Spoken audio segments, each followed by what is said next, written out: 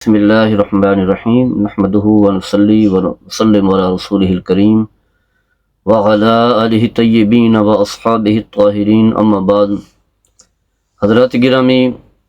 اللہ تبارک و تعالیٰ کی صفات میں سے ایک وصف ہے کہ وہ رزاق ہے۔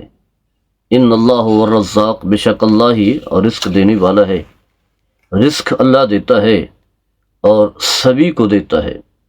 انسان تو اشرف المخلوقات ہے، زمین پر رینگنے والے کیڑے مکوڑے ہوں اللہ تعالیٰ انہیں بھی رزق دیتا ہے، باقی جتنے بھی حیوانات ہیں اللہ تعالیٰ سب کو دیتا ہے، جیسا کہ اللہ تعالیٰ نے اس بات کو واضح کیا ہے اپنی عظیم کتاب قرآن مجید فرقان حمید میں فرمایا وما من دابۃ فی الارض الا علی اللہ رزقها، فرمایا کہ زمین پر جو بھی چلنے والا ہے، انسان ہے، حیوانات ہیں، کیڑے مکوڑے ہیں، فرمایا اس کا رزق جو ہے وہ اللہ کے ذمہ ہے۔ 12واں پارہ ہے، اس کے شروع میں اللہ تبارک و تعالیٰ نے یہی ارشاد فرمایا، سورہ ہود ہے اور آیت نمبر 6 ہے۔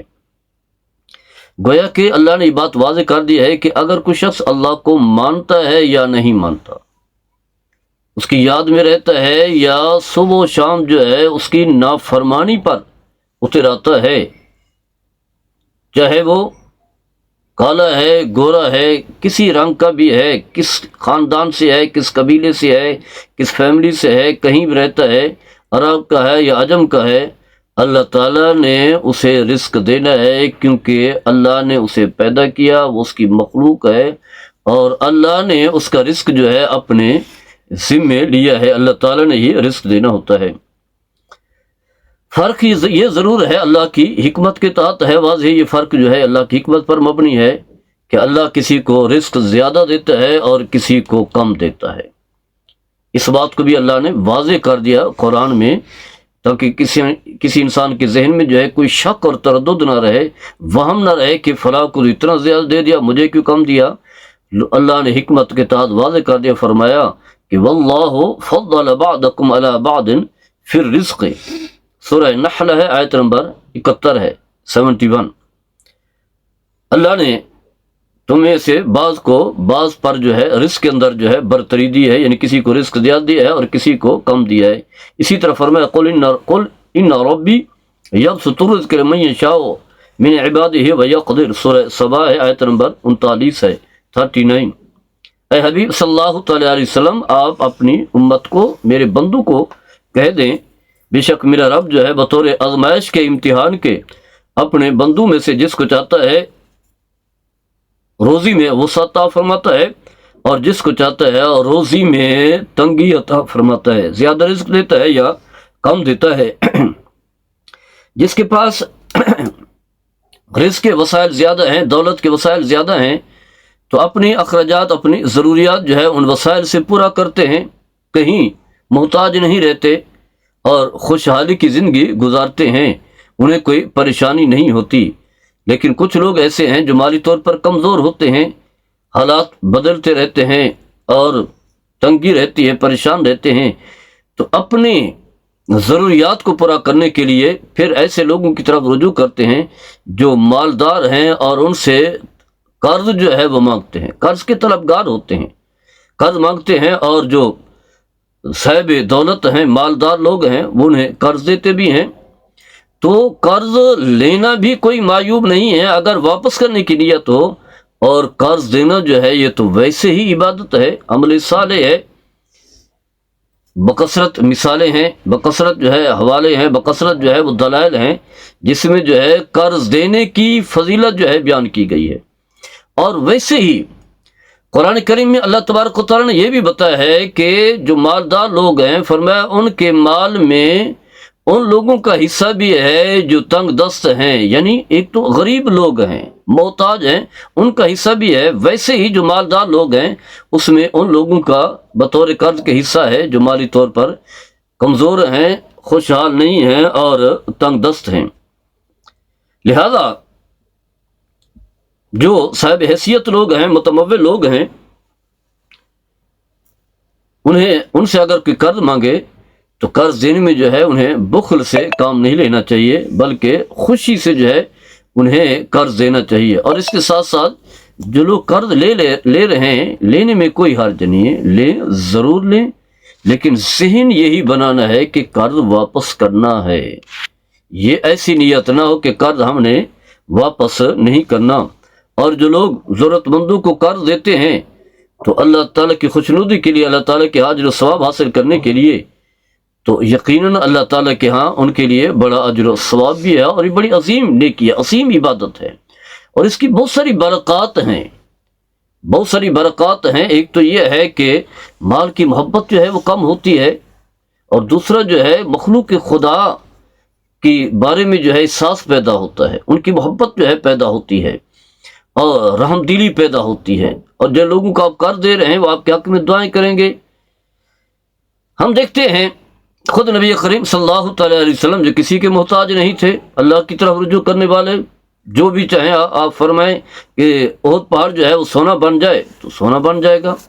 لیکن آپ بھی جو ہے قرض لیتے تھے بدیے بتانے کے لیے کہ قرض لینا جو ہے کوئی عیب نہیں ہے، اور اگر نیت جو ہے واپس کرنے کی ہو۔ اسی طرح صحابہ کرام رضوان اللہ تعالیٰ علیہم اجمعین جو انبیاء کے بعد سب سے اعلیٰ ہیں، سب سے افضل ہیں، جن کے بارے میں اللہ نے خود فرما دیا رضی اللہ عنہم ورضوا عنہ، اللہ ان سے راضی ہے اور یہ بھی اپنے رب سے راضی ہیں، تو وہ بھی ایک دوسرے سے قرض جو ہے لیا کرتے تھے۔ ان کی بکثرت مثالیں جو ہے موجود ہیں۔ سیدہ طیبہ طاہرہ ہم سب کی ماں ام المومنین حضرت عائشہ صدیقہ رضی اللہ تعالی عنہ خود جو ہے قرض لیا کرتی تھی۔ تو کسی نے آپ سے کہا کہ آپ کا قرض سے کیا تعلق ہے، آپ کیوں قرض لیتی ہیں؟ تو انہوں نے جواب دیتے ہوئے فرمایا کہ میں نے امام الانبیاء حضرت محمد مصطفیٰ صلی اللہ تعالی علیہ وسلم سے سنا ہے، آپ نے فرمایا ما من عبد کانت لہ نیۃ فی اداء دینہ الا کان لہ من اللہ عون، فرمایا کہ جو شخص کسی سے قرض لیتا ہے اپنی حاجت و ضرورت کے لیے، اور اس کی نیت یہ ہے کہ میں نے یہ قرض واپس کرنا ہے، تو اسے سمجھ لینا چاہیے اللہ تعالیٰ کی طرف سے اس کے لیے مدد ہوتی ہے۔ گویا کہ اللہ تعالیٰ اس کے لیے ایسے اسباب پیدا فرما دیتا ہے جس کی وجہ سے جو ہے وہ قرض ادا کر سکتا ہے، اگر نیت ہو۔ اگر نیت نہیں ہے تو پھر اللہ کی طرف سے مدد اور نصرت نہیں ہوگی۔ نیت ہو تو پھر اللہ تعالیٰ اس کے لیے ایسے اسباب پیدا فرما دیتا ہے کہ وہ اس قابل ہو جاتا ہے کہ قرض جو ہے وہ ادا کر سکے۔ فَأَلْتَمِسُ ذَلِكَ الْعَوْنَ، پھر کہتی ہے کہ میں اللہ کی مدد کی طلبگار بننا چاہتی ہوں، یعنی اس لیے میں قرض لے رہی ہوں تاکہ اللہ کی طرف سے جو ہے مجھے مدد ملے۔ تو فرمایا اللہ کی مدد کے لیے جو ہے میں نے قرض لیا ہے، اور یہ حدیث جو ہے المستدرک للحاکم میں موجود ہے، کتاب البجوع ہے، جلد 2 ہے، اور صفحہ نمبر جو ہے 22 ہے۔ اسی طرح حضرت عمر بن خطاب رضی اللہ تعالی عنہ نے پیغام بھیج کر 400 درہم کا قرض لینے کے لیے پیغام بھیجا اپنے حضرت عبد الرحمن بن عوف رضی اللہ تعالیٰ عنہ، بڑے عظیم صحابی ہیں، بڑے بہترین تاجر ہیں، محنت کی، مکہ سے مدینہ آئے تو مدینہ میں جو ہے آپ نے کاروبار کیا، خوب کاروبار کیا، اتنی ساری دولت اکٹھی ہو گئی، زیادہ دولت کو دیکھ کر کے رویا کرتے تھے، افسوس کرتے تھے، اور خوف زدہ ہو جاتے تھے کہ کہیں ایسا تو نہیں ہے کہ اللہ نے ہمیں دنیا میں ہی سب کچھ دے دیا، آخرت میں ہمارا کوئی حصہ نہ ہو، اسی فکر میں رہتے تھے۔ تو حضرت عمر بن خطاب رضی اللہ تعالی عنہ نے ان سے 400 درہم جو ہے بطور قرض کے مانگے، تو حضرت عبد الرحمن بن عوف رضی اللہ تعالی عنہ نے کہا کہ آپ مجھ سے قرض مانگ رہے ہیں جبکہ آپ امیر المومنین ہیں، خلیفہ وقت ہیں، بیت المال موجود ہے، اور آپ کے لیے تو کوئی چیز رکاوٹ بھی نہیں ہے، آپ وہاں سے کیوں نہیں لیتے؟ بعد میں جس طرح مجھے قرض واپس کر رہیں گے وہاں بھی قرض جو ہے بیت المال کو دے دینا۔ واضح ہے ایک عظیم دور تھا، بہترین دور تھا، جن کے بارے میں نبی اکرم صلی اللہ علیہ وسلم نے فرمایا خیر القرون۔ ہمارا دور تھوڑا تھا پاکستان میں، جیسے حکمران جو ہے عہدے اس لیے لیتے ہیں، پھر طاقت آتی ہے، پھر خوب جو ہے بینکوں سے دولت لیتے ہیں، قرض لیتے ہیں، پھر کہاں واپس کرنا ہے، کون واپس کرتا ہے، کھاتے جاتے ہیں، اڑاتے چلے جاتے ہیں۔ تو انہوں نے یہی کہا کہ آپ انہیں واپس کر دینا بیت المال کو۔ تو حضرت عمر بن خطاب رضی اللہ تعالیٰ عنہ نے جو جواب دیا بڑا خوبصورت جواب ہے، اور کتنے عظیم لوگ ہیں، جنتی لوگ، عشرہ مبشرہ میں سے ہیں۔ فرماتے ہیں یتخوف ان یصیبنی قدری فتقول انت واصحابک اترکوا ھذا لامیر المؤمنین حتی یؤخذ من میزان یوم القیامت ولکنی اتصلفها منک لما اعلم من شحک من میراثی۔ کتاب الاموال حدیث نمبر جو ہے 964 ہے اور صفحہ نمبر 249 ہے۔ فرمایا کہ مجھے اس بات کا ڈر ہے کہ مجھے موت آ جائے جبکہ تم اور تمہارے ساتھی جو ہے میرے بارے میں کہیں کہ امیر المومنین پر جو قرض ہے نا اسے چھوڑ دو، اس سے قرض نہیں لینا۔ واضح ہے امیر المومنین تھے، اتنا بڑا عہدہ تھا، انہیں تو استثناء حاصل ہے، جیسا کہ ہمارے قرآن کو استثناء حاصل ہوتا ہے۔ لوٹ مار اسی لیے کرتے ہیں، حکومت اسی لیے حاصل کرتے ہیں تاکہ استثناء حاصل ہو، فلاں صدر صاحب کو، فلاں وزیر اعظم صاحب کو، فلاں چیف آرمی اسٹاف کو، فلاں جو ہے چیف جسٹس فلاں کو جو ہے وہ استثناء حاصل ہے، ان پر جو ہے کوئی مقدمات نہیں بن سکتے، کچھ بھی ان سے لینا دینا، ان کے بارے میں تو پوچھنا ہی نہیں ہے کہ بعد دولت کہاں سے آئی ہے، جبکہ چاہے وہ ساری لوٹ مار کی دولت آئی ہو۔ تو واضح ہے کہ جب وہ چلا جائے گا تو ویسے ہی کہاں دنیا میں نہیں دے رہا تو مرنے کے بعد کسی نے کیا دینا ہے؟ تو آپ نے فرمایا تم یہی کہو گے کہ یہ امیر المومنین تھے تو ان سے جو ہے وہ قرض نہ لو، معاف کر دو، تو تم تو معاف کر دو گے، لیکن مجھے معلوم ہے قیامت کے دن معافی نہیں ہوگی، قیامت کے دن وہ میرے میزان سے، میری نیکیوں سے جو ہے لیا جائے گا، کیونکہ قیامت کے دن قرض دینے کے لیے جو ہے پیسہ تو نہیں ہوگا، دولت تو نہیں ہوگی، درہم دینار تو نہیں ہوگے، ڈالر تو نہیں ہوگے، پھر نیکیاں ہوں گی، جس کا قرض ہوگا، چاہے وہ بیت المال کا ہے، بیت المال کا جو ہے یہ تو عوام الناس کا ہے، رعایا کا ہے،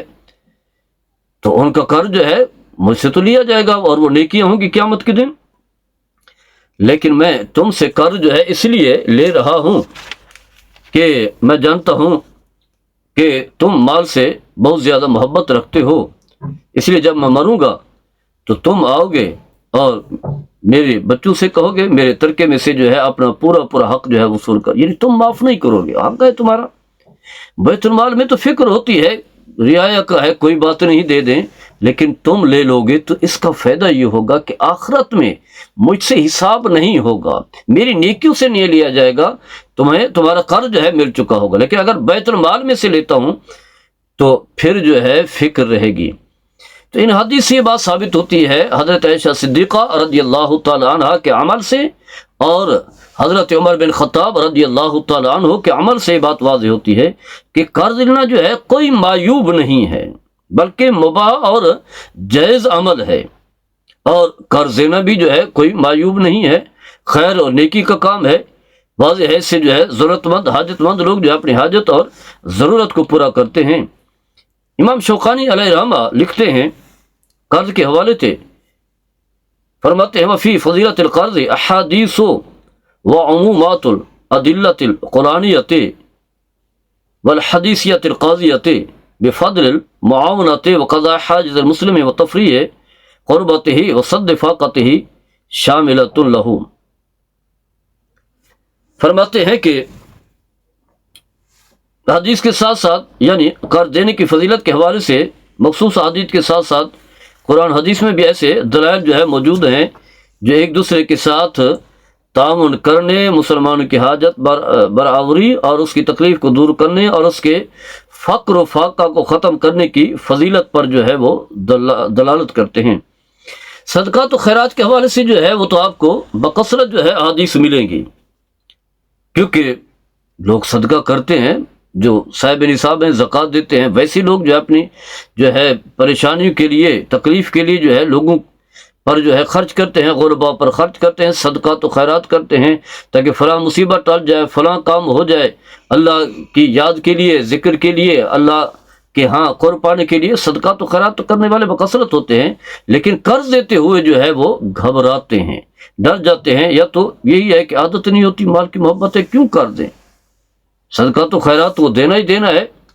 لیکن قرض دینے کی یا تو عادت نہیں ہوتی، معاشرے میں جو ہے وہ اس طرح کا چال چلن ایسا ہوتا ہے۔ دوسرا یہ بھی ہوتا ہے کہ وہ سمجھتے ہیں کہ اگر کر دیں گے تو انہیں واپس ہی نہیں کرنا، کیونکہ عام طور پر جو ہے لوگوں کے ایک ذہن میں ہوتا ہے کہ بس قرض لیا تو اب کیا واپس کرنا، خاص کر کے جو رشتہ دار ہوتے ہیں انہیں تو دیتے ہی نہیں ہے، غریب لوگ ہوتے ہیں تو وہ تو ویسے ہی بیچارے عدالتوں میں تو جا ہی نہیں سکتے، تو لوگوں کو قرض واپس کرنے کی عادت ہی نہیں ہوتی، تو اس لیے لوگ جو ہے وہ قرض نہیں دیتے۔ تو الغرض قرض دینے والا جو ہے قرض واپس لینا چاہتا ہے، وہ دینے کے لیے جو ہے وہ تیار ہی نہیں ہوتے، وہ مانگتا پھرتا ہے، بھاگتا پھرتا ہے، روزانہ آتا ہے، کبھی ایک جھوٹ گڑا، جب دوسرا گڑا، اسی لیے نبی کریم صلی اللہ علیہ وسلم نے جو ہے قرض مانگنے سے اپنے پناہ بھی مانگی ہے، اس وجہ سے یعنی کہ اس کی وجہ یہ ہے کہ بسا اوقات جھوٹ بولنا پڑتا ہے، یعنی یہی ہے قرض آپ نے دینا ہی نہیں ہے، دینا ہے تو پھر لیٹ کر رہے ہیں، کبھی کوئی پھر بسا اوقات لڑائی ہو جاتی ہے، جھگڑے ہو جاتے ہیں، تو اسی لیے لوگ جو ہے قرض دینے میں جو ہے گھبراتے بھی ہیں۔ لیکن یہ بات سمجھ لینی چاہیے کہ قرض جو ہے صدقے سے بھی زیادہ افضل ہے، جیسا کہ آگے چل کر کے ہم بتائیں گے۔